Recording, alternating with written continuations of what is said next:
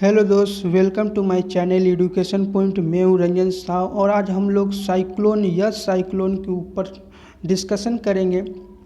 जैसा कि आप लोग को पता होगा कि आने वाले 23 से 24 तारीख के भीतर में ये यस साइक्लोन बंगाल के खाड़ी में आने वाला है।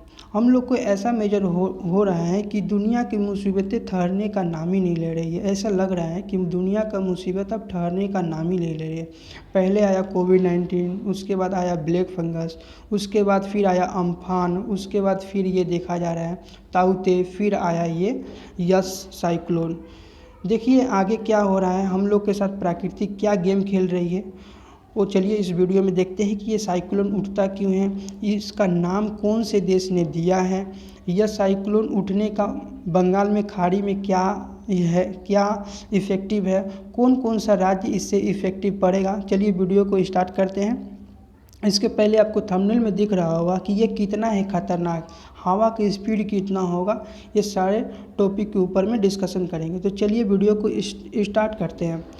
सबसे पहले यह साइक्लोन के बारे में जानने के पहले थोड़ा सा हम लोग ताउते तूफान के बारे में हम लोग जानेंगे, ताउते साइक्लोन के बारे में जानेंगे। जैसे कि आईएमडी ने चेतावनी जारी कर दिया है कि 23 से 24 तारीख के मीडियन में यह साइक्लोन आने का संभावना जारी कर दिया है। ये आईएमडी होता क्या है? यह आईएमडी इंडिया मेट्रोलॉजिकल डिपार्टमेंट है, जो भारत मौसम विज्ञान है, जिसका हेडक्वार्टर न्यू दिल्ली में है और इसका फाउंडेशन 1875 ईस्वी में हुआ था। भारत का मौसम विज्ञान ये बताता है कि कहाँ पे मौसम संबंधित घटनाओं को दर्शाता है। तो आप लोग को ये पता चल ही गया होगा कि ताउते तूफान गुजरात में, महाराष्ट्र में काफ़ी इफ़ेक्टिव देखा है। वैसे ही प्रकार का ये यस साइक्लोन है जो बंगाल के खाड़ी में उत्पन्न होगा। आईएमडी के अनुसार यह 23 से 24 डेट के भीतर देखा जाएगा। यह साइक्लोन का आप लोग देख रहे हैं कि ये मुहाना कहीं ना कहीं इस राउंड में है, इस तरह से ये साइक्लोन राउंड कर रहा है। तो इसके बारे में हम आगे डिस्कशन करेंगे। इसके पहले ये बता दें कि साइक्लोन टाउते ने बीते दिनों में देश के कई राज्यों में खूब तबाही मचाई है, आप लोग को बता दिए हैं। लेकिन इस मौसम विज्ञान ने एक बार फिर चेतावनी किया है। पहले चेतावनी कर दिया था ताउते के लिए, अब चेतावनी कर रहा है यस के लिए कि 23 से 24 मई को यह चक्रवात में बदल सकता है।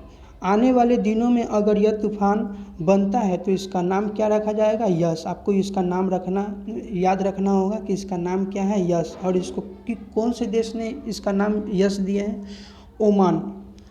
ओमान जो एक अरब देश है, ओमान इसका नाम दिया है यस। बहुत सारा देश मिलकर तूफ़ान का नाम देते हैं, इसका मीनिंग भी होता है। और आपको कमेंट बॉक्स में ये बताना होगा कि यस साइक्लोन का मीनिंग क्या होता है, ये किस रीजन से इसका नाम यस पड़ा है। जैसे कि ताउते का मतलब होता है छिपकली का चलना। जैसे छिपकली धीरे धीरे चलकर अचानक से अपना शिकार करता है, वैसे ही ये ताउते का मीनिंग है। वैसे ही यस का भी मीनिंग होता है, आप लोग बताएं। यह यस YES नहीं है, YAAS है। इसके ऊपर में फोकस करें। और इसका नाम ओमान देश ने दिया है। जैसे कि आपको ये दिख रहा है यहाँ पे कि बता दें कि मौसम विज्ञान ने बंगाल की खाड़ी के भीतर कम दबाव का क्षेत्र बनने का चेतावनी जारी किया है। कम दबाव क्षेत्र बनने का, तो कम दबाव का क्षेत्र क्या होता है, यह हम डिस्कशन के ऊपर में हम सारा क्लियर कर देंगे। जैसा कि 23 से 24 मई को यह साइक्लोन आएगा और लाइस्कोन की शक्ल को देने के बाद यह 27 से 29 मई के बीच लैंडफॉल का कारण बन सकता है। लैंडफॉल का भी कारण ये बन सकता है। इस दौरान हवा का स्पीड जो होगा 140 से 150 किलोमीटर प्रति घंटा की रफ्तार से चलने के अनुमान है। जो हवा का स्पीड आप लोग यहाँ पे देख रहे हैं दोस्त, 140 से लेकर 150 तक किलोमीटर प्रति घंटा की स्पीड से ये चलेगा हवा, जो काफ़ी तेज़ है। ये साइक्लोन आता क्यों है, थोड़ा सा हम लोग इसके बारे में बता दें। कहीं ना कहीं साइक्लोन इसलिए आता है कि अगर आस पड़ोस का टेम्परेचर जो है अगर वहाँ का टेम्परेचर से कम पड़ गया तो गर्म हवा जो इधर का है, जो गर्म हवा यहाँ का है, अगर ये ज़्यादा हो गया और इधर का हवा अगर कम हो गया तो यहाँ के गर्म हवा की वजह से यह ऊपर उठेगा और ये ठंडा हवा ये जो आएगा ये नीचे आएगा, जिसकी वजह से ये साइक्लोन का तैयारी हो जाता है, साइक्लोन बनने लगता है। और जैसे ही निम्न दाब का क्षेत्र जहाँ बना तो ये साइक्लोन काफ़ी भारी रूप ले लेता है। जैसे कि आप लोग देख रहे हैं कि आए दिन गर्मी का तेज देख रहे हैं, गर्मी बढ़ते जा रहे हैं। देखिए ये जो बात बोले हैं वो यहाँ पे थोड़ा सा एक्सप्लेन किया गया है कि बंगाल की खाड़ी के ऊपर 31 डिग्री है जो 1 से 2 डिग्री सेल्सियस ऊपर है। मतलब आसपास के जो जितना भी टेम्परेचर है उससे एक से 2 डिग्री ऊपर। हम बताएं कि जो जगह पे साइक्लोन आता है उसका टेम्परेचर ज़्यादा होता है तो उसका गर्म हवा वो ऊपर उठने लगता है, जिसके वजह से ये साइक्लोन आने लगता है। अगर ये ठंडा हवा गर्म हवा का जगह लेगा और गर्म हवा ऊपर जाएगा तो ये साइक्लोन रूप से ये घिरने लगेगा, ऐसे गोल कर घिरने लगेगा। और जितना ही ये निम्न दाब का क्षेत्र बढ़ेगा, जितना ही टेम्परेचर में अंतर आएगा तो ये साइक्लोन आएगा। इसीलिए अगर हम लोग पर्यावरण को सुरक्षित नहीं करेंगे तो ऐसा तूफ़ान काफ़ी देखने को मिलेगा। और आगे हम ये भी बता चुके ही हैं कि 140 से 150 किलोमीटर करीबन ये तूफ़ान रहेगा, मतलब कि हवा चलेगा।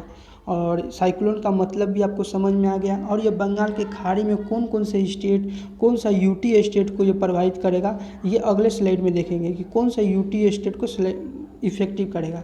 तो ये आपको यहाँ पे मैप में दिख रहा है, अच्छे से मैप में दिख रहा है कि ये है यहाँ पे ये पश्चिम बंगाल, ये है पश्चिम बंगाल और इसके नीचे में है बांग्लादेश, इसके नीचे में उड़ीसा और यहाँ पे है अंडमान निकोबार। और ये साइक्लोन यहाँ पे देखा जा रहा है, यहाँ से आते हुए ये साइक्लोन यहाँ पे दे रहा है।